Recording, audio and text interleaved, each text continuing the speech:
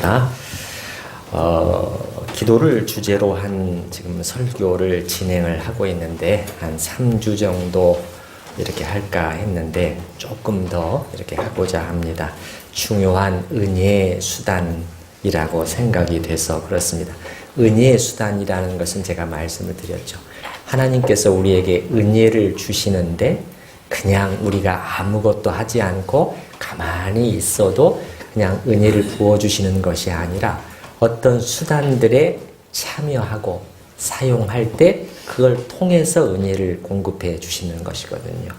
기도는 매우 중요한 은혜의 수단이기 때문에 제가 조금 더 이렇게 당초 계획보다 더 좀 길게 말씀을 드리려고 합니다.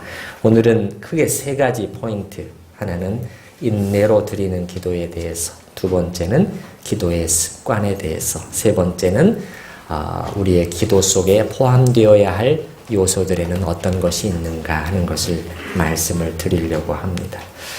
맨 먼저 그 인내의 기도에 대해서, 기도에 인내가 필요하다는 것이죠. 예. 이것은 지난번에 말씀드린 믿음의 기도와 연장선상에 있다고 할 수가 있겠습니다. 믿음으로 기도를 하면서 그렇게 하는 과정 속에서 우리에게 많은 인내가 요구된다는 것을 여러분이 생각해 보셨습니까? 성경은 그렇게 말하고 있어요. 예수님께서 말씀하시기를 누가복음 18장 1절에 보면은 예수께서 그들에게 항상 기도하고 낭망하지 말아야 할 것을 비유로 말씀하여 이르시되, 이렇게 말합니다. 낭망하지 말아야, 항상 기도하고 낭망해서는 안 된다. 그 말은 무슨 말이냐면 그렇지 못하게 방해하는 요소들이 있다는 것이죠. 낙심케 만드는, 기도하며 기다리다가 낙심하게 되는 경향이 우리들에게 있다는 것입니다. 얼른 우리 생각대로 되지 않으니까 포기하고 싶은 때가 온다는 것이죠.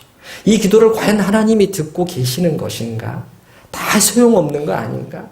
이렇게 오래 기도해 왔는데 주님께서는 그래서 항상 기도하고, 이 말은 항상 계속해서 포기하지 말고 기도해야 된다고 우리에게 가르쳐주고 계시는 것이에요. 제가 전에 다른 교회에서 성경 공부를 이렇게 하면서 야고보서 말씀을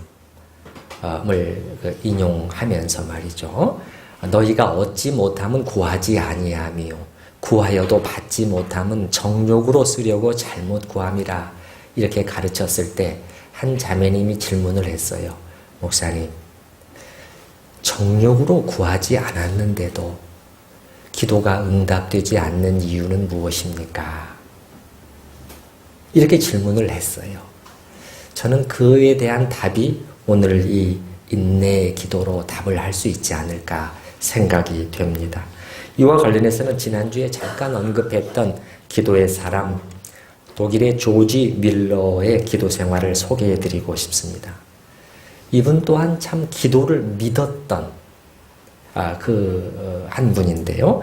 지난 시간에도 말씀드렸습니다마는 고아원을 운영하면서 그 많은 고아들을 먹이고 입히고 재우고, 그리고 그들을 신앙으로 이끌면서 많은 재정적인 필요들이 있었는데 그것을 사람들에게 알리고 도움을 청하지 않고 오직 하나님 앞에 나가서만 기도로 구하고 거기에 대해서 놀랍게 응답을 받았던 하나님의 사람으로 알려져 있죠. 조지 밀러는 또한 기도를 할 때 참 뭐랄까 정말 정석대로 갔던 분이었던 것 같아요. 기도 제목이 생길 때마다 바로 기도로 들어가기 전에 세 가지를 자기 자신에게 꼭 물었다고 합니다. 첫 번째는 이것이 주님의 일인가? 내가 기도로 구하는 이 일이 과연 주님의 일인가? 두 번째는 이것이 지금이 주님의 때인가? 그것이 주님의 일이라고 해도 지금의 주님의 타임이냐? 그걸 또 확인했고, 마지막으로 두 가지가 다 확인되었어도 이것이 주님의 방법인가? 그것도 중요했다는 거예요. 특별히 세 번째를 중요시했다는 거예요. 그래서 정말 내가 지금 주님의 방법으로 일을 하고 기도하고 있는 것인가? 그걸 확인하기 위해서 때로는 며칠씩 아니 몇 주간 성경을 찾으면서 하나님의 거기에 맞는 약속을 발견하려고 했다는 거예요. 성경을 찾았다는 거. 그게 참 저한테는 또 의미 있게 들려와요. 성경을 찾으면서 내가 기도에 이게 하나님의 방법이냐 하는 것을 확인하고자 했다는 것. 여러분 그렇게 하시나요? 내가 지금 하나님의 방법대로 구하고 나아가고 있는가? 그것을 위해서 하나님의 말씀을 확인하고 계시는가? 그래서 이 세 가지 질문에 대해서 모두 예스가 된 후에야 기도에 들어갔고, 일단 기도에 들어간 다음엔 정말 간절함 그리고 끈질기게 구했다는 거예요.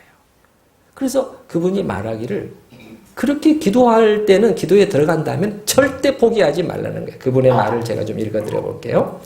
응답될 때까지 결코 포기하지 않는 것이 중요한 요점이다. 나는 젊은 시절에 한 친구의 아들 두 사람을 위해서 52년 동안 매일 기도해 왔다. 잘못 들으셨지 않으셨죠? 몇 년 동안요? 52년 동안. 여러분, 어떤 한 가지 기도 제목을 놓고 52년 동안 기도해 오신 분이 혹시 계실까요? 우리 천우교회에는 있을 수도 있다. 그 생각이 됩니다. 그것도 매일.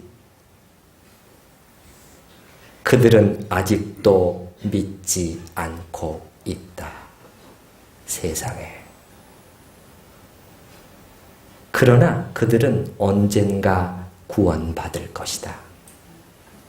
좀 중략을 하고 계속해서 꾸준히 기도하지 않는 것이 하나님의 자녀들의 큰 결점이다. 만일 그들이 하나님의 영광을 위해서 어떤 것을 간구한다면, 하나님의 영광을 위해서라는 것은 하나님의 뜻대로 구한다면 그 말이에요.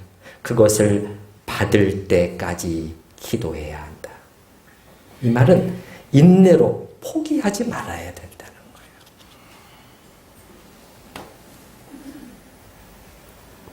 거예요. 52년 동안 매일 그 친구 아들들의 구원을 위해서, 그 영혼을 변화를 위해서 기도해 왔다는 것도 놀라운 일이지만 저한테는 그 다음 말이 사실은 더 놀라워요.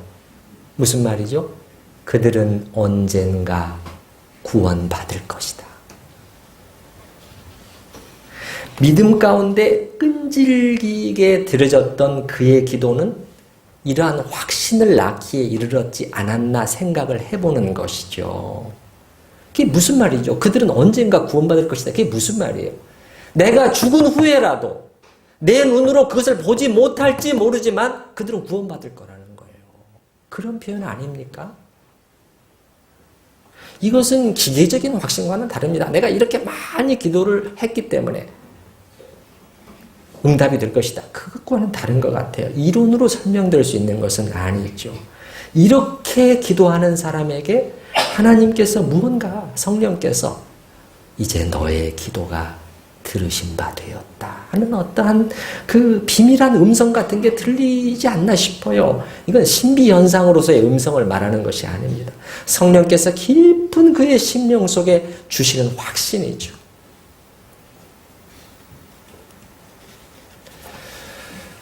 그 어거스틴의 그 이야기를 읽어보면 그 어거스틴의 어머니 모니카도 이런 비슷한 아들을 위해서 기도했을 때 그런 경험을 하지 않았나 하는 생각을 해보게 됩니다.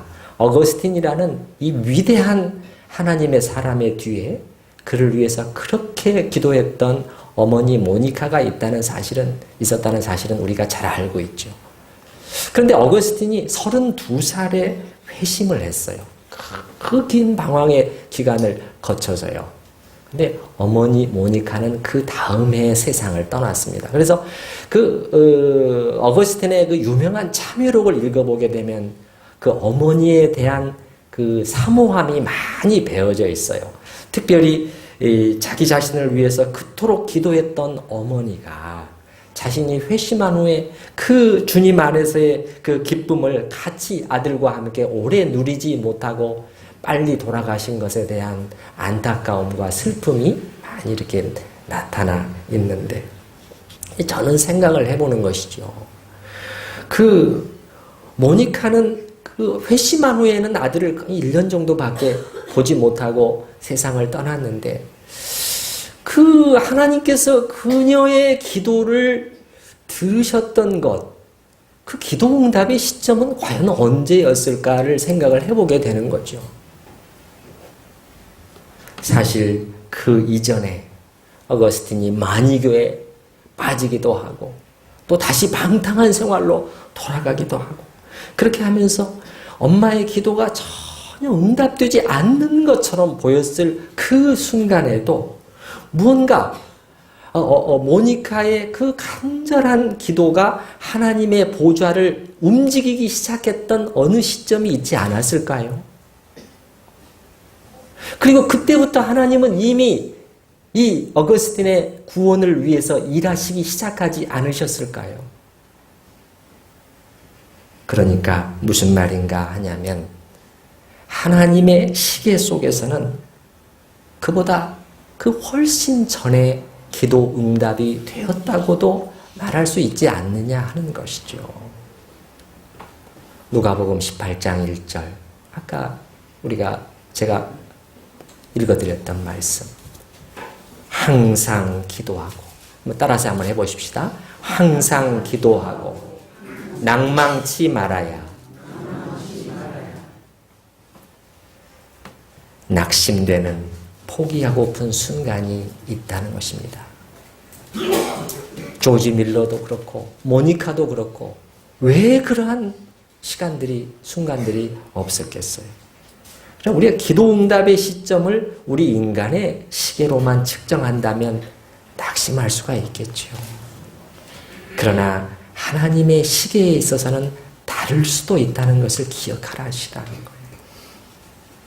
이미 그 기도가 하나님을 움직이고 있을 수가 있다니까요. 아시겠습니까? 제가 믿음의 기도에 대해서 말씀을 드릴 때, 이 기도를 내가 진실함과 믿음으로 하나님의 뜻을 따라 드리는 이 기도를 하나님은 듣고 계신다.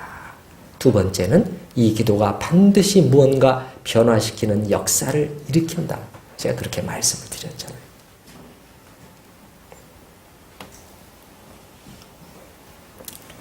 여러분이 주기철 목사님을 잘 아십니다마는, 여러분, 저는 기도에 대해서 때로는 하나님께서요, 우리가 하는 기도에 대해서 명백한 노로 답을 하실 때도 있어요. 근데 심지어 그럴 때라도 이건 보다 더 크고 중요한 뜻이 있었기에 하나님께서 그렇게 노로 답하실 수도 있다는 것도 우리가 또한 겸손하게 인정할 수 있어야 되겠어요. 주기철 목사님의 그 아들 주광조 장로님의 간증을 들어보신 분들은 아시겠습니다만은, 막내 아들 광조가 한 7살 때부터 13살 정도, 우리가 지금 그 초등학교 정도의 연령에 주기철 목사님이 신사참배 반대 투쟁을 하면서 계속 고난의 감옥에 이렇게 들락거리면서 그런 기간이었어요. 그런데 이 광조는 엄마와 함께 또 평양 산정현교회 식구들과 함께 정말 간절히 기도했다는 거예요. 철야 기도에다가 심지어는 금식 기도까지. 아빠의 석방을 위해서 하나님의 약속의 말씀을 붙들고, 구하라 그리하면 주실 것이요, 찾으라 그리하면 찾을 것이요, 이 약속의 말씀을 붙들고 그렇게 간절히 기도했다는 거예요. 그런데 돌아온 것은 싸늘하게 식은 아빠의 시신뿐이었다.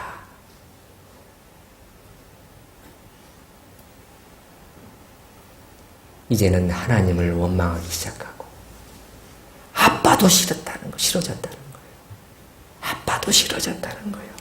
왜 다른 사람들은 타협하고서도 저렇게 교회를 잃지 않고 가족들과 함께 잘 생활하면서 목회도 잘하는데 아빠만 고집을 부려야 되냐?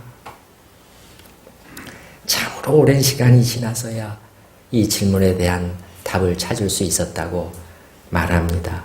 이제는 나이가 많이 들어서 백발의 노 장로님은 이렇게 말하는 것이죠. 그 한없이 어둡기만 했던 때에 이 나라, 이 민족, 한없이 어둡기만 해 빛이라고는 하나도 보이지 않았던 그때 이 나라와 교회를 위해 한 줄기 빛과 희망이 되게 하시기 위해서 하나님께서 저희 아버지를 순교의 길로 이끄셨구나 하는 것을 먼 나중에야 깨달았습니다. 그러면서 떨리는 목소리로 아버지를 사랑하고 존경합니다. 어린 광조의 간절한 기도는 응답되지 않았던 것이 아니고 더 큰 기도 응답이었죠. 맞습니까?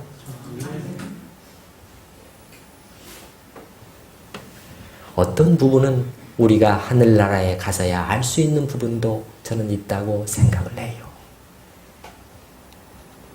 그래서 우리가 인내의 기도, 믿음으로 기도하되 하나님의 뜻을 따라 구한다면 낙심하지 말고 포기하지 말고 하나님 앞에 계속해서 인내로 구하실 수 있기를 바랍니다. 그 다음으로는 기도하는 습관을 형성하는 것에 대해서 말씀을 드리고자 합니다. 습관을 따라 드리는 기도죠. 이 반대편에는 기분 내키는 대로 하는 기도가 있을 수가 있겠죠. 기도하고 싶을 때는 그냥 막 몇 시간이고 그냥 하루 종일이고 기도를 하지만 그렇게 하기 싫게 되면은 그냥 며칠이고 전혀 기도하지 않는 삶. 언뜻 보면은 굉장히 영적이고 성령의 인도하심을 따르는 기도인 것 같지만 사실은 그 반대입니다. 기도하고 싶을 때 그런 마음이 일어날 때는 당연히 만사를 제쳐두고 빨리 기도의 자리에 나가야 됩니다. 저는 그것을 권합니다. 그 성령의 인도하심이 지금 분명히 있는 거예요. 다른 바쁜 일이 있다고 그걸 미뤄두면은 그게 약해집니다. 근데 문제는 그렇지 않을 때죠. 그렇게 하고 싶은 마음이 도무지 안 생기는 거예요. 기도를 조금 해봐도 아무런 의미도 없고 말이죠.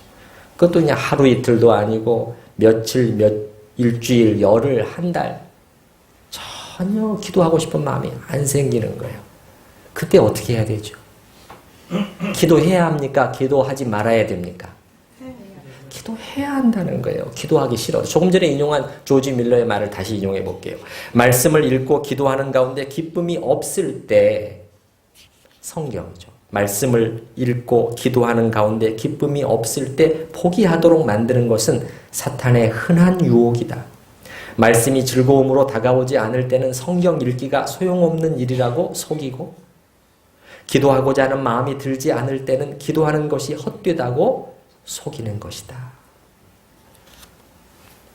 우리는 거기에 많이 넘어가는 거죠.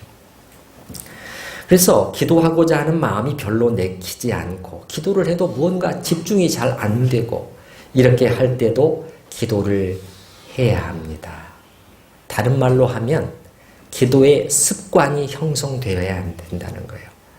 우리 주 예수님의 기도의 삶을 살펴봐도 주님의 삶 속에는 기도의 일종의 습관이 형성되어 있다는 것을 발견할 수가 있어요. 여러분, 예수님께서 이 땅에 계시는 동안에 제자들에게 몸소 그 기도의 본을 많이 보여주셨잖아요. 우리가 지난주에도 불렀습니다만 찬송가 364장 내 기도하는 그 시간 그때가 가장 즐겁다. 주 세상에서 일찍이 저 요란한 곳 피하여 빈들에서나 산에서 온 밤을 새워 지내서 주 예수 친히 기도로 근본을 보여 주셨네. 그토록 하나님과 친밀하게 동행하셨던 분이 그렇게 지속적으로 그렇게 간절하게 기도하셔야 했다면 우리는 어떻죠? 우리가 기도하지 않는다면 정말 게을러서가 아니라 교만하기 때문이라는 것을 확인할 수가 있는 것이죠. 그렇게 해서도 그리스도인의 삶을 죄와 정욕과 세상을 능히 이기고 그리스도인으로 하나님의 자녀로서의 힘찬 삶을 살 수 있다고 생각하는 이 어리석음과 교만함이죠. 교만함. 오늘 본문 말씀을 한번 잠깐 살펴보십시다. 누가복음 22장을 여러분이 보셔요. 39절서부터 보시면 여기서부터 벌써 기도에 관련된 단어가 많이 나오는 거잖아요. 많이 나오잖아요. 40절 그곳에 이르러 그들에게 이르시되 유혹에 빠지지 않게 기도하라 하시고 41절 그들을 떠나 돌 던질 만큼 가서 무릎을 꿇고 기도하라 이르시되 아버지여 만일 아버지의 뜻이거든 이 잔을 내게서 옮기시옵소서. 그러나 그것이 저의 원이 아버지의 뜻과 일치하지 않는다면 어떻게 해달라? 누구의 뜻대로? 아버지의 뜻대로 이루어 주시옵소서. 제가 말씀드렸죠? 당신의 뜻이 이루어지기를 원합니다. 기도 속에서는 나의 뜻이 부인되면서 아버지의 뜻을 또 이루어지기를 원하는 기도가 중요하다고 그랬죠? 43절 천사가 하늘로부터 예수께 나타나 힘을 돕더라. 너무 기도를 하시니까 기진할 정도로 기도를 하시니까 이거는 사람이 못 견딜 정도거든요. 붙들어 줌이 필요한 상황이었던 거죠. 44절 보셔요. 예수께서 힘쓰고 애써 더욱 간절히 기도하시. 힘쓰고 애써 더욱 간절히 기도하시니 우리의 기도 생활과 비교를 해보자는 것이죠. 46절에 어찌하여 자느냐 시험에 들지 않게 일어나 기도하라 하시니라. 기도라는 단어가 수없이 등장하고 있는데 특별히 이 구절을 읽으면서 어느 날 제 눈에 뜨인 한 구절이 있었어요. 39절을 보시면요. 39절 예수께서 나가사 그 다음에 뭐라고 되어 있습니까? 습관을 따라 산에 올라서 기도하셨다는 거예요. 습관을 따라. 그러니까 이게 아니었구나. 예수님께서 오늘 나는 산에 올라서 역사에 남을 위대한 기도를 하리라. 그렇게 올라가셨다기보다는 그 계속되는 기도의 습관 속에서 이 중요한 순간에도 또 기도의 습관을 따라 올라가서 기도하기 시작하셨고 그 기도 속에서 성령께서 말할 수 없는 기도로 인도를 하셨고 급기야는 땀이 땅에 떨어지는 빗방울이 같이 될 정도로 그 깊은 기도를 하나님 앞에 드리도록 인도를 하셨다는 것이죠. 습관을 따라. 주님이 습관을 따라 기도하셨다니까요. 우리 성도님들 지금 어떤 기도의 현주소가 어떠신가? 여러분 습관이 되어버린 기도는 곤란해요. 그러나 기도하는 습관을 형성시키는 것은 매우 권장할 만한 것입니다. 습관적이 되어버린 기도라는 것은 뭐냐면 아무런 의미 없이 기대도 없이 믿음도 없이 그냥 습관적으로 반복해서 드리는 기도. 이거 별로 권장할 만한 것 아니라고 지난번에 말씀드렸어요. 그러나 기도의 습관을 형성하는 것. 어떤 분은 이걸 이렇게 표현을 하더라고요. 이것은 기도가 자기 삶의 한 부분이 되어 있는 것을 말합니다. 우리가 밥 먹는 거, 우리 삶의 습관이 되어 있잖아요. 그냥 자연스럽게 이렇게 되잖아요. 기도도 사실 그렇게 돼야 된다는 것이죠. 그래서 가능하면 정규적인 시간을 떼어놓고 기도에 들어가야 됩니다. 그렇지 않으면 이거 안 돼요. 안 됩니다. 그 하나님의 사람 다니엘도 읽어보게 되면은 그렇게 했음을 알 수 있어요. 매일 시간을 정해놓고 하나님 앞에 나갔다는 것을 알 수가 있어요. 그것도 하루 3번씩이나 말이죠. 여러분, 우리 한번 저 구약 성경을 찾아보십시다. 다니엘서 6장으로 한번 가보십시다. 1243페이지 근처인데요. 다니엘서 6장 10절을 한번 보시겠습니다.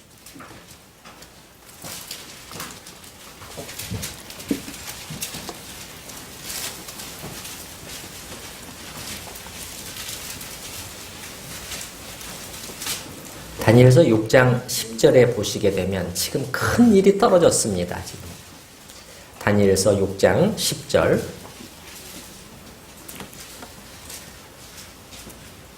다니엘이 이 조서에 왕의 도장이 찍힌 것을 알고도 지금 이제는 이 명령을 지키지 않으면 이제는 사자굴에 던져지는 판입니다. 알고도 자기 집에 돌아가서는 윗방에 올라가 그 다음에 한번 같이 읽어보십시다. 예루살렘으로 향한 창문을 열고 전에 하던 대로 하루 3번씩 무릎을 꿇고 기도하며 그의 하나님께 감사하였더라. 여기서 이 구절에서 습관을 따라 그가 했다는 것을 말해주는 구절이 어떤 구절이죠? 전에 하던 대로예요. 놀랍지 않습니까? 그것도 하루 몇 번씩? 하루 3번씩. 유명한 미국의 설교자인 척 스윈들 목사님이라고 있는데 찰스 스윈들이라고도 합니다만 이분이 이 구절을 가지고 설교하면서 3가지 그분의 설교 내용이 요약할 수 있겠더라고요. 첫 번째는 도전이었어요. 그분이 자기 회중들한테 말하기를 이 건물 안에 오늘 예배드리고 있는 여러분들 중에서 다니엘보다 더 바쁜 분이 있습니까? 이렇게 딱 도전을 하는 거예요. 저도 도전이 됐어요. 다니엘이 지금 어떤 위치에 있었습니까? 나라의 최고의 공직자 3인 중에 한 사람이었습니다. 다니엘보다 더 바쁜 사람이 있냐? 근데 다니엘이 하루에 3번, 한 번도 아닌 3번 기도하는 시간을 정해놓고 그거를 지켜냈다는 것이에요. 두 번째 포인트는 왜 다니엘이 이렇게 했겠느냐는 거예요. 그만큼 하나님 앞에서 나가서 머무는 시간이 중요하다는 것을 다니엘은 경험으로 알았다는 거예요. 특별히 다니엘은 어떤 상황 가운데, 그러니까 다니엘은 이 공직자의 일을 하면서도 거기에 하나님의 도우심이 필요하다는 것을 뼈저리게 느꼈다는 거예요. 특별히 다니엘은 어떤 상황 속에 있었냐면은 자기를 모함하고 어떻게든지 끌어내리는 사람들로 가득 차 있었잖아요. 그러니까 이 일을 흠없이 해내야 됐어요. 흠없이. 여러분이 그 앞에 6장 4절 말씀을 한번 보시면요. 6장 3절부터 제가 읽어보겠습니다. 다니엘은 마음이 민첩하여 총리들과 고관들 위에 뛰어나므로 왕이 그를 세워 전국을 다스리게 하고자 한지라. 이에 총리들과 고관들이 국사에 대하여 다니엘을 고발할 근거를 찾고자 하였으나 아무 근거 아무 허물도 찾지 못하였으니 이는 그가 충성되어 아무 그릇됨도 없고 아무 허물도 없음이었더라. 찾아내려고 하는데 못 찾아낼 정도라는 거예요. 그 기도 속에서 하나님의 뜻을 찾고 하나님의 방법을 찾고 그 일을 해낸 거죠. 우리나라 요즘의 공직자들 많이 무너지지 않습니까? 제 생각에는 그 중에서 우리 그리스도인 많이 계실 거예요. 주일날 와서만 주님을 찾는 게 아니라 그 직장 일을 해나가면서 하나님의 얼굴을 구하면서 주님 어떻게 해야 되지요? 주님 어떻게 해야 되죠? 이렇게 나가야 되는 것이거든요. 마지막 3번째 포인트, 스윈들 목사님의 3번째 포인트는 다니엘은 그렇게 하나님과 단둘이 있으면서 개인 기도였다는 것이죠. 자기의 마음을 하나님 앞에 쏟아 놓았다. 그렇게 쏟아 놓았다는 표현이 또 제 마음속에 들어왔어요. pour out. 하나님 앞에 자기의 마음을 쏟아내놓는. 자기의, 그분이 좀 더 구체적으로 말하기를 자기의 두려움. 왜 다니엘이 두려움이 없었겠어요? 사자굴, 오케이. 한번 들어가 보지. 그렇게 했을까요? 너무 모르는 거죠. 너무 우리가 모르는 거죠. 우리와 똑같은 사람이라니까요. 사자에게 잡아먹히는 상상을 몇 번이나 했겠어요. 두려움. 자기의 두려움, 자기의 걱정, 자기의 미래, 그리고 자기의 이 삶을 하나님 앞에 쏟아내 놓았다는 거죠. 그 속에서 하나님의 붙드심이 임하는 것이죠. 근데 우리가 이것이 없이 어떻게 이 세상을 이길 수 있겠느냐는 것이죠. 그래서 제가 조금 전에 가능하면 정규적인 시간을 떼어놓고 기도하는 습관을 가져야 된다라고 말씀드렸는데 사실 가능하면이 아니라 사실은 반드시예요. 필수입니다. 필수. 모든 성경 읽기나 모든 것들이 다 우리에게 중요한 경건생활의 요소지만 특별히 기도 가운데 하나님 앞에 나가는 것은 이건 필수 과목입니다. 필수 과목. 아무리 바쁘더라도 저 자신의 경우도 정말 이 우선순위를 여기다 놓으려고 애를 쓰고 있습니다. 미국에서 공부를 할 때도 이 마지막 그 논문을 쓰는 기간 중에는 정말 무리한 그 체력의 한계 이상으로 시간을 투입해야 되는 그런 상황들이 있었는데 그때는 그야말로 모든 것이 올스탑이었습니다. 모든 것이 다 올스탑이에요. 근데 제가 그때라도 기도만큼은 확보하려고 무진히 애를 썼어요. 무진히 애를 썼어요. 또 그래야 내가 이 논문을 제대로 마무리할 수 있겠다 싶기도 했고요. 습관이라고 하는 것은 여러분 보다 더 구체적으로 말씀을 드리면은 뭐 3일에 한 번, 일주일에 한 번이라기보다는 매일의 습관을 말하는 거예요. 우리의 습관은 매일 하는 것을 통해서 자연스럽게 몸에 형성이 되고 굳어지게 되어 있는 것입니다. 내가 지난 일주일간 나는 보통 일주일에 몇 번 기도하는 시간을 갖는가? 뭐 큐티나 그런 걸 통해서 여러 가지 뭐 요즘에 방법론들이 많이 나와 있습니다만 어찌됐든 하나님 앞에 나아가고 내 마음을 토하고 그 하나님의 얼굴을 구하는 시간이 일주일에 나는 몇 번 있나? 한 달에는 한 몇 번쯤일까? 여러분이 만약에 나는 그래도 한 달에 한 절반 정도, 15일 정도는 기도하지? 한 달에 나는 그래도 한 열흘 정도는 기도하지? 실제로 한번 표를 만들어서 매일매일 체크를 해보시면요. 그 숫자보다 실제의 숫자는 많을까요? 적을까요? 적습니다. 적어요. 저도 그걸 해보니까 알겠어요. 그래서 저도 체크 표시표를 아예 만들어가지고 이렇게 매일같이 저의 경건 생활을 체크를 합니다. 왜 그렇게 하죠? 왜 그렇게 해요? 한번 가져와 봤습니다. 지금도 이게 7, 8, 9 이렇게 나와 있습니다. 제가 왜 이렇게 해야 될까요?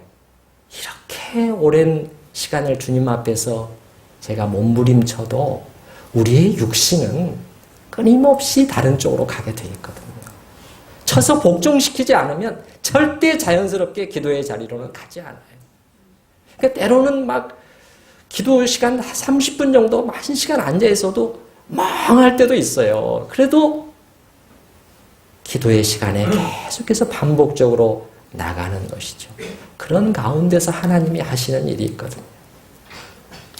그래서 제가 기도의 습관이 우리에게 형성되도록 우리가 애를 써야 된다는 것을 말씀을 드렸고 이제 마지막으로는 조금 실제적인 그 요소인데요.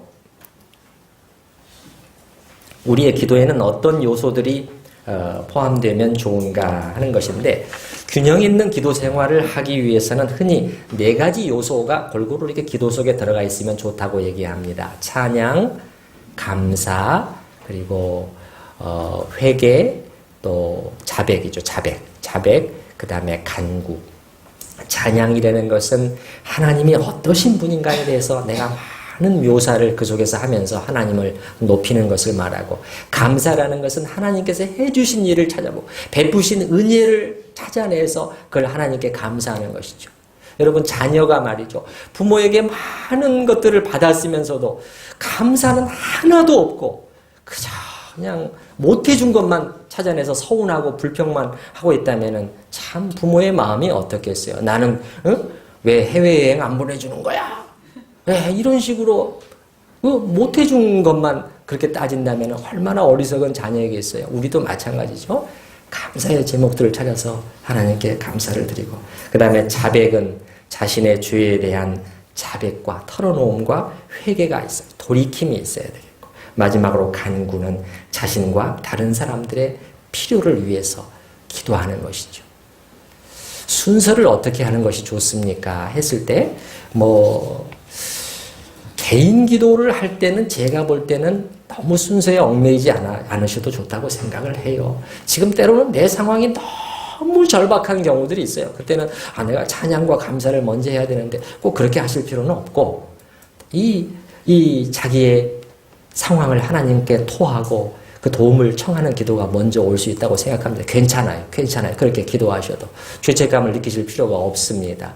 이제 그렇게 해서 마음이 좀 정리가 되고 안정이 되고 힘을 다시 얻은 다음에 주님을 높이고 찬양하는 그러한 기도를 해도 좋다고 생각이 돼요. 그런데 개인 기도에서는 그렇지만 공기도에서는 좀 다르다고 생각을 해요.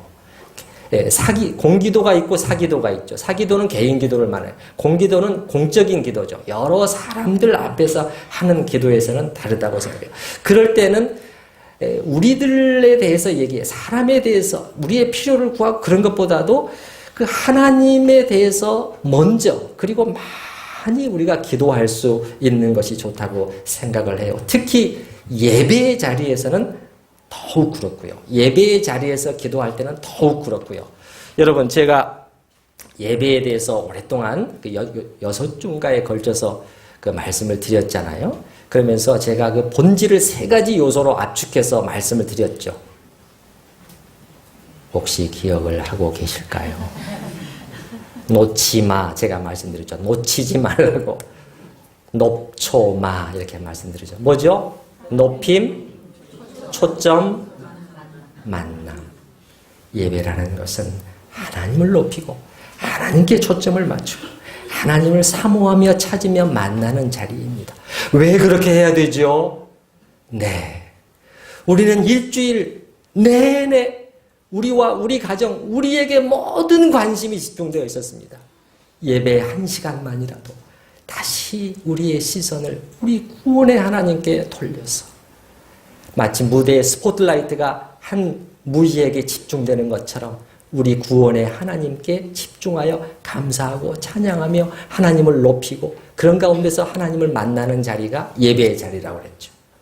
그렇다면 이 예배의 자리에서 우리의 기도를 드릴 때는 다른 무엇보다도 하나님이 어떠신 분이신가? 하나님이 얼마나 놀라우신 분이신가?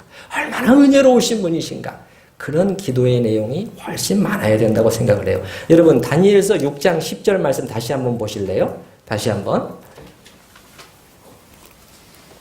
맨 마지막에 보면 6장 10절에 하루 3번씩 무릎을 꿇고 기도하며 그의 하나님께 뭐 하였더라? 감사하였더라. 이 말씀 생각해 보신 적이 있어요? 지금이 어떤 상황입니까? 충성스럽게 모든 것을 잘 완수했는데도 그 사람들이 또 함정을 판 거예요. 하나님의 뜻대로 하면은 나는 죽어나갈 판입니다. 근데 그의 기도 내용이 뭐예요? 감사하였더라. 주님, 감사합니다. 그 기도 모양을 한번 상상을 해보세요. 무릎을 꿇고 했다는 거예요. 그것도 무릎을 꿇고. 주님, 감사와 찬양. 제가 볼 때는 다니엘의 이 기도는 예배의 기도였어요. 예배였어요. 예배.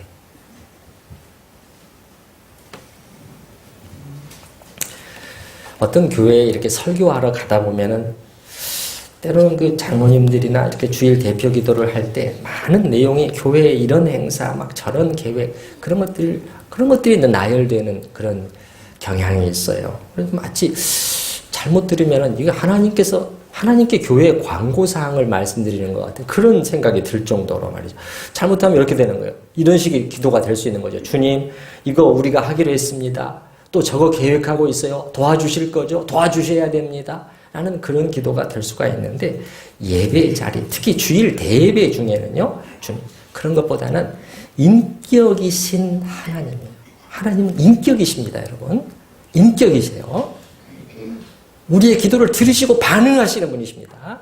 그 인격이신 하나님 그분께 집중하는 것이 좋습니다. 이런 면에서 성경의 구절들은, 성경의 기도문들은 우리에게 많은 도움이 돼요. 특별히 그 요한계시록 같은 데 보게 되면 그 많은 여러분이 기도의 내용을 그런 각도에서 한번 보세요. 어떤 기도 내용으로 가득 차 있느냐는 거예요. 요한계시록 이를 찾아보세요, 여러분이. 그러면은 다 God focused예요. 영어로 말하면 하나님께 초점이 맞춰져 있다니까요. 하나님이 누구신가 그거를 우리한테 기도 속에서 계속 털어놓는 거예요. 그러면 시간이 없습니다만 잠깐 한두 구절이라도 봤으면 좋겠어요. 요한계시록 여러분 예를 들어서 4장 여러분이 한번 보실래요? 403페이지인데요. 제 성경으로는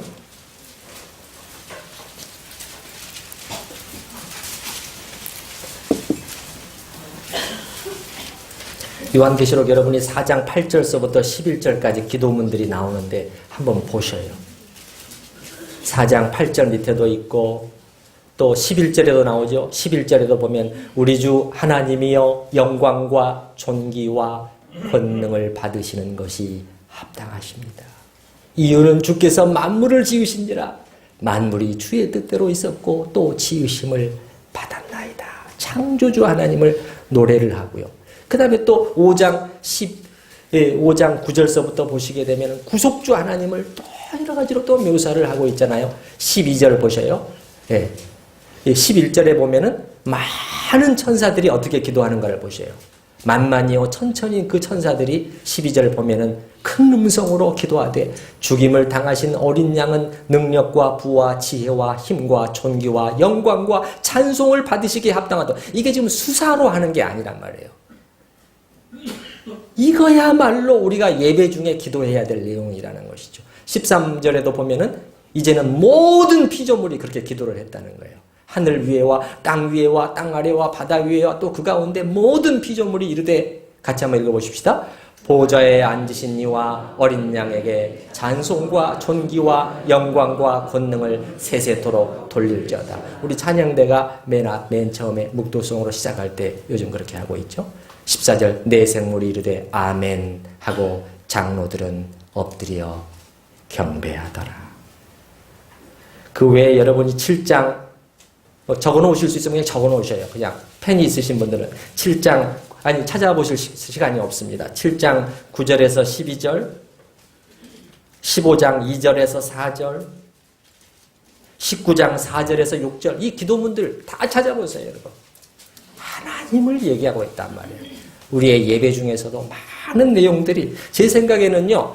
주일 기도, 특히 주일 기도 같은 경우에는 그 50% 이상을 이러한 기도가 차지해도 좋을 것 같아요. 아니 50%가 아니라 100%라고 해도 좋죠. 만일 어느 장로님이나 집사님이 주일 오전 예배에서 기도하시는데 그 기도의 내용이 온통 말이죠. 하나님의 크시고 위대하심과 그분의 의로우심과 거룩하심, 그 아름다우심과 그분의 영광에 대해서 그리고 그러한 하나님을 향한 우리의 죄와 불순종, 우리의 목이 고듬, 이 교만과 강팍함 이런 죄들에 대한 진실한 고백과 회개의 내용으로 그리고 그러한 우리들에 대해서도 더 오래 참으시고 그리스도 안에서 용서하시고 또 용서하시는 하나님의 한량없는 은혜에 대한 감사 이런 내용으로 하고 끝났어요.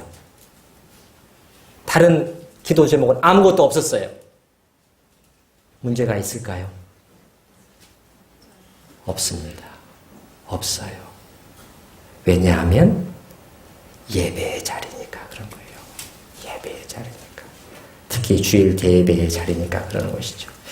하나님에 대해서 내가 기도하고 싶은데 무슨 내용으로 기도해야 될지 잘 모르겠어요. 성경을 찾아보면 시편 말씀이나 여러 가지 통해서 하나님을 향한 많은 묘사들로 점철되어 있어요. 사실 성경은 우리에게 하나님을 말해주려고 하는 책이에요. 하나님이 이런 분이시다라고 말해주는 걸로 창세기서부터 요한계시록 끝까지 가득 차 있어요. 그런 하나님을 우리가 예배 중에 노래하는 것이죠. 자, 그런데 공기도라고 해서 항상 그 똑같은 순서와 형식 또 비슷비슷한 내용으로 기도해야 한다는 것은 아닙니다, 여러분. 이 내용을 말씀드리고 마무리 지으려고 하는데 하나님께 기도할 때 특별히 그 너무 틀에 박힌 기도, 중언부언하는 기도 하나님이 별로 기뻐하시지 않습니다. 특별히 공기도는 좀 함축성 있게 너무 길지 않게 때로는 신선하게 기도하는 것이 좋아요. 신선하게. 전에 어떤 수련회에서 어떤 목사님이 말씀을 하시는데 하나님은 인격이신데 인격 대 인격으로 우리가 지금 대화 속에서 기도하는 것인데 우리가 지금 벽에다 대고 기도하는 것이 아니지 않습니까? 우리가 돌로 만든 우상에게 기도하는 것인가요? 그거 아니잖아요. 그런데 어떻게 똑같은 순서, 똑같은 단어, 똑같은 표현으로 기도가 계속될 수 있느냐는 거예요. 사실 도전이죠. 매일 만나는 부부간에도 그렇게 같은 말을 계속하면 좋아하겠어요? 남편이 아내한테 여보 당신은 참 코스모스 같아. 이런 아름다운 표현을 했다고 해서 아내가 좋아했다고 해서 그 다음 날도 셋째 날도 넷째 날도 일주일 내내 그 말을 하게 되면 아내 된 여러분들 좋아하실까요? 이제 제발 그 말만은 하지 마라. 이렇게 되겠지. 그런데 우리가 어떻게 하나님께 똑같은 순서, 똑같은 단어, 똑같은 표현이 반복될 수가 있느냐는 것이죠. 때로는 신선하게. 그 내용에 있어서도 또 회중들이 너무, 이게 제일 개인적인 생각이긴 해요. 그런데 우리 공기도에 있어서 회중들이 너무 그 다음에 나올 내용들을 너무 짐작할 수 있는 것은 신선함이 떨어진다고 생각을 해요. 이제 찬양대 위해서 기도하시겠지? 이제는 목사님을 위해서 기도할 순서인데 막 이렇게 돼버리면 조금 좀 이상하게 들릴지도 모르지만 여러분 저는 그렇게 생각해요. 때로는 그런 기도 제목을 뺄 수도 있어야 된다고 생각을 해요. 왜? 그래야 그 기도를 할 때 더 귀에 들어와요. 사람의 속성이 그렇게 되어 있는 것 같아요. 제가 볼 때는. 담임 목사인 저를 위해서도 어떨까요? 때로 기도하지 않아도 좋습니다. 그렇다고 해서 우리가 서운해하면 안 된다는 거예요. 저도 서운해하지 않겠습니다. 약속할게요. 왜 그러냐면 아니 목사님을 위한 기도를 빠뜨려? 이렇게 인상을 쓰기 시작하면 기도하는 분들이 이제 부담을 갖게 되고 보다 자유롭게 자신이 정말 기도하고 싶은 내용을 진실하게 담아서 기도하기가 쉽지 않게 된다는 거예요. 여러분, 제가 기도에 관해서 아는 한 가지. 하나님께서는요, 마음에서 우러나는 진실한 기도 한마디를 원하시는 분이에요. 절대 매끄럽게 그저 피상적으로 줄줄줄줄 나오는 기도 상달되지 않습니다. 그러나 떠듬 말이 좀 그렇게 한다고 할지라도 자기 진실한 마음을 담아 한마디 기도할 때 하나님 그 기도 받으셔요. 그렇기 때문에 우리가 공기도를 할 때도 그 기도하시는 분들이 정말 마음에서 우러나서 이 마음을 담아서 기도할 수 있도록 우리가 협조를 해줘야 된다는 것이죠. 이제 마지막으로 이거는 꼭 말씀드릴 필요는 없겠지만은 신선한 기도가 우리가 필요하다 이 말은 너무 자주 많이 사용해서 진부한 표현이 돼버린 것들이 있어요. 그 자체로는 좋은 표현들이지만 예를 들면은 성령의 두루마리로 입혀주시옵고 주의 능력의 장중에 붙들어 주시고 막 그런 것들이 있죠. 이 죄인 아무 공로 없사오나 막 그런 기도들 나쁘지 않은데 너무 많이 사용해서 이제는 조금 그런 것들이 있어요. 그런 것들은 저는 이제 일부러 피합니다. 뭐함에 부족함이 없게 하옵시고 또 바라옵고 원하옵나요? 하나만 해도 되는데 왜 바라옵고 원하옵나요? 두 개를 해야 되는지는 모르겠지만은 여러분 우리가 성경을 읽 때 정말 믿음으로 읽고요. 여기에 계시된 하나님에 대해서 많이 묵상을 하게 되면 그러면 이제 우리가 하나님을 많이 알아가게 되거든요. 그래 하나님을 사랑하게 되고요. 그렇게 되면 우리의 기도 속에 하나님을 향한 표현들이 많이 풍성해지고 다양해지고 깊어질 수 있을 것으로 믿습니다. 시편 45편 1절 전에도 제가 인용해 드렸지만 내 마음에서 좋은 말이 넘쳐 왕에 대하여 치은 것을 말하리니 내 혀는 필객의 붓과도 같도다. 무슨 내용이라고 그랬죠? 내 마음에서 주님에 대한 좋은 말이 막 넘쳐 나옵니다. 창조주 하나님, 구속주 하나님을 묵상하니 입을 다물고 있을 수가 없을 정도입니다. 그 말이죠. 그래서 내 혀는 필객의 붓과도 같이 막 쏟아져 나온다는. 그래서 우리가 우리 안에 하나님을 향한 이러한 그 기도와 묵상이 깊어질 때 또 우리의 기도의 내용들도 하나님을 향한 특별히 그러한 표현들도 다양해질 수 있을 것으로 믿습니다.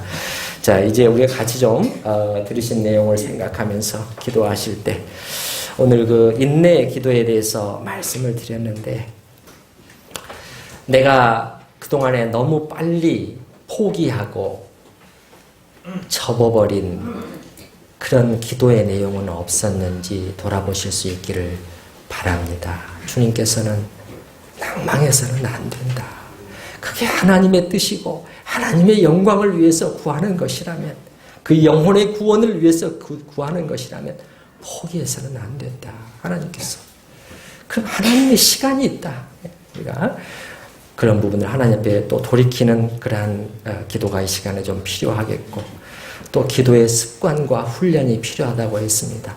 기도하지 않고도 잘 할 수 있을 것처럼 생각했던 그러한 교만을 우리가 주님 앞에 회개할 수 있기를 바라고, 주님께서 정말 이 간절히 기도하시지 않을 수가 없었던, 그리고 이 다니엘도 마찬가지지만 습관 속에서 주님 앞에 나아가도록 자기 자신을 형성시켰던 그러한 것들을 생각을 하면서 이 중요한 은혜의 수단을 우리가 가볍게 여기지 않도록 하나님 앞에 같이 기도하십시다.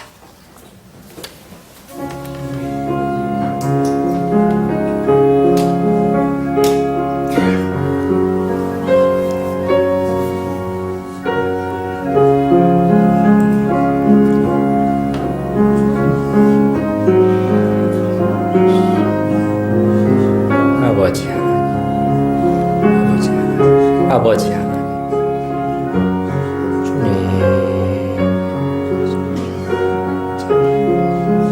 아버지 하나님,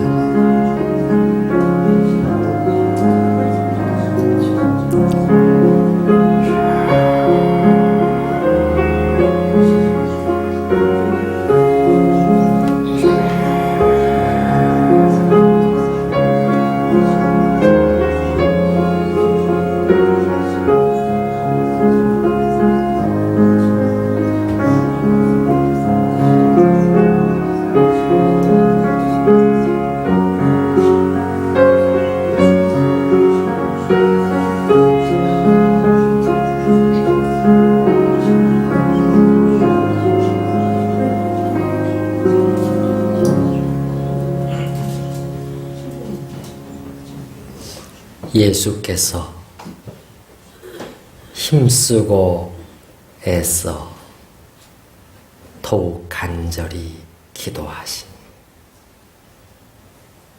힘쓰고 애써 더욱 간절히 기도하시니, 우리 주님께서 이렇게 기도하셨는데 우리가 기도하지 않고서도 잘 해나갈 수 있을 것이라고 생각하는 이 오만과 이 어리석음을 용서하여 주시옵소서.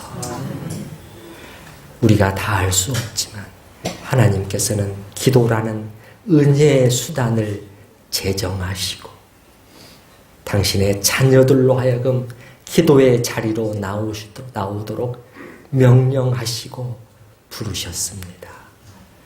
아버지 하나님, 우리의 삶을 돌아보게 하시고 우리가 헤쳐나가야 할 그 많은 것들, 그것을 능히 감당해 내기 위해서라도 우리가 기도해야만 한다는 이 엄숙한 이 현실을, 이 진리를 잊지 않게 하여 주시옵소서. 참으로 그것이 우리가 매일 운동하고 식사하는 것처럼 우리의 삶의 한 부분이 될 정도까지 우리 자신을 절제하고 또 쳐서 복종시키고 아버지 앞으로 이끌게 하시옵소서. 우리가 기도하되 주님 기도하다 보면 참 의심이 들기도 하고 확신이 약해지기도 하고 포기하고픈 그런 때가 종종 오는 것을 봅니다. 하나님께서는 포기하지 말라고 하시는군요. 주님, 우리에게 인내심을 더하시옵소서. 지금 당장 뭔가 보이지 않는다고 할지라도 나의 이 기도가 상달되고 있다는 믿음으로 아버지의 보좌를 향해 기도하게 하시옵소서. 예수님의 이름으로 기도하옵나이다. 아멘.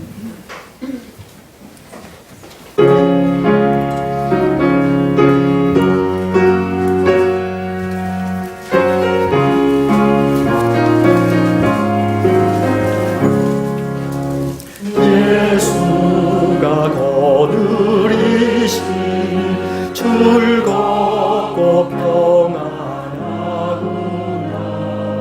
주야의 자고깨어 예수가 거느리시네.